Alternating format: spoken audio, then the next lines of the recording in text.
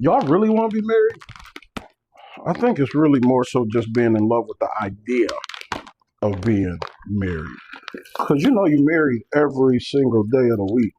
You waking up next to that person on their good days and their bad days, when they like you and when they don't like you. And you got to be able to love somebody who doesn't like you because you know that they loved you when you didn't like them. And you didn't even have no reason for not liking them. You've been married for 10 years and you wake up with an attitude because why they breathing like that? Like, that's marriage. Why you chew your food like that? And you don't dislike me. I understand that you're just irritable and you're having a bad day, and I'm the closest person in proximity. That's human. That doesn't make you a mean person or a bad person. That just makes you human. But that's also marriage. And those are the times where you did mess up. There are going to be plenty of times where you did mess up and you merit everything that you're getting, or they messed up, and you got to know where to draw the line, when you went too far, when you said too much, when you're speaking just to be hurtful.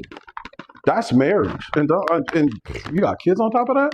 Are you serious? You think they're going to just stop being kids because you're in a bad mood? Nah. I mean, marriage is work. Relationships are work. I promise you. Marriage is work. It is going to stretch you and expand you in ways you don't want to be stretched and expanded. Ways that you didn't ask to be stretched and expanded, but it's all for the good. I wouldn't give it up for being single, but while I was single, I enjoyed being single. I enjoyed being single until I was ready to be married. And even when I was sure I was ready to be married, I still wasn't ready. Some stuff won't prepare you until you get into it. But I also was actively doing the work to prepare to become married. I was invested in knowing who I was, figuring out who I was, and also dealing with the things inside of me that need to be dealt with. You've got to be able to become transparent and honest enough with yourself to say, Trace, that's a problem. That's an issue. You need to work on that to become the best version of yourself, and not just for the sake of getting married, for the sake of just being your best, for the sake of honoring God by being your best. You've been praying for marriage and God's like, nah, you don't want to be married. You just don't like, you just Al Green. You tired of being alone. You don't like being alone, the lonely parts of being single, because there's no way for me to live in Atlanta and also live in LA.